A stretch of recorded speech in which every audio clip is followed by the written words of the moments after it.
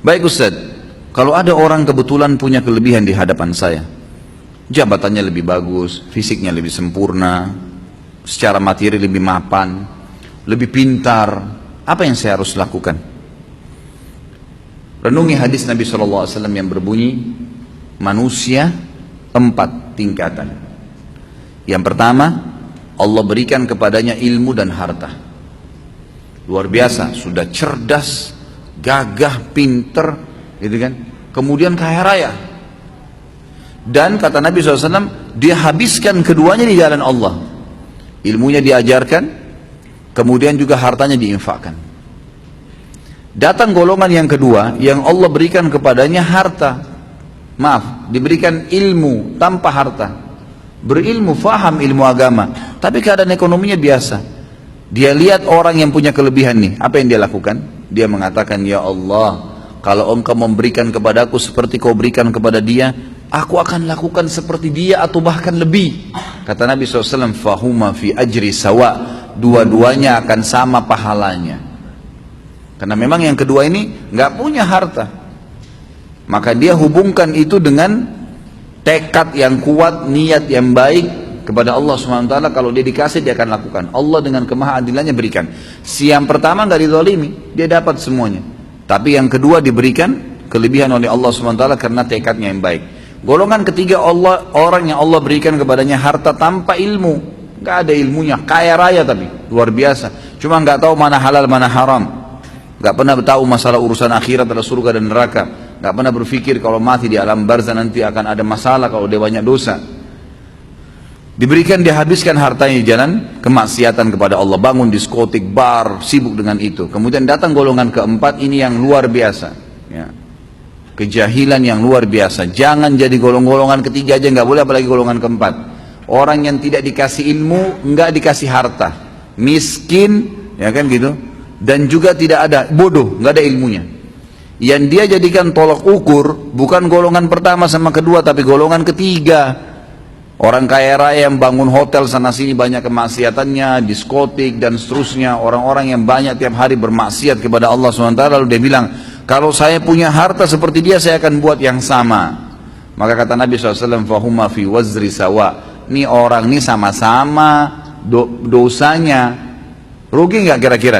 Udah miskin di pinggir jalan, rumahnya sudah gubuk, nggak ada ilmunya, bodoh. Kemudian di sebelah gubuknya ada orang bangun hotel atau diskotik, keluar pakai mobil Mercy, tiap hari mabuk, berzina, gonta-ganti pasangan. Lalu dia bilang, coba saya kaya seperti dia, saya akan buat sama. Lalu kita yang di gubuk itu sudah susah hidupnya, dikasih dosa yang sama dengan dia, kita nggak lakukan, padahal tekadnya maunya seperti itu. Maka ini kata Nabi SAW, fahuma fi wazri sawa, ini sama dosanya.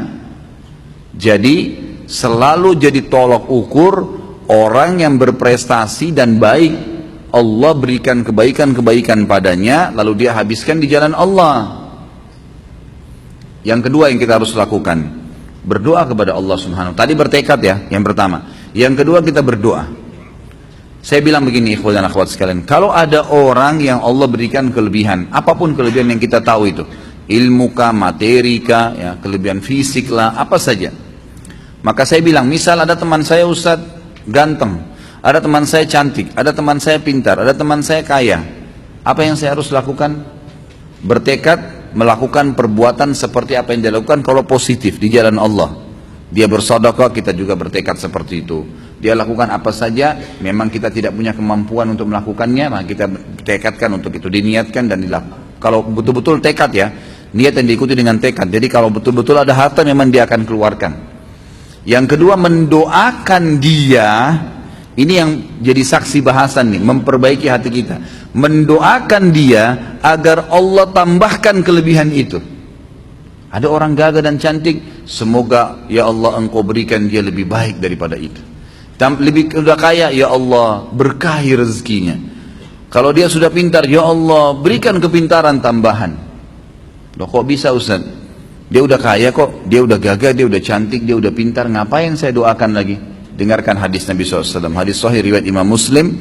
Kata Nabi SAW, siapapun mendoakan saudaranya Muslim, maka di atas kepalanya malaikat berkata, walaka mithluhu walaka mithlu, kau akan dapat sama, kau akan dapat sama. Artinya kita bilang, ya Allah berikan dia kekayaan, sebenarnya kita sedang mendoakan diri kita sendiri. Dan doa ini diaminkan oleh malaikat yang langsung berhubungan dengan Allah Azza wa Jalla. Artinya kita kalau lihat orang kaya, ya Allah berkahi ya Allah, kita sedang minta diberikan kekayaan, tambahkan kekayaan dia, kita minta tuh.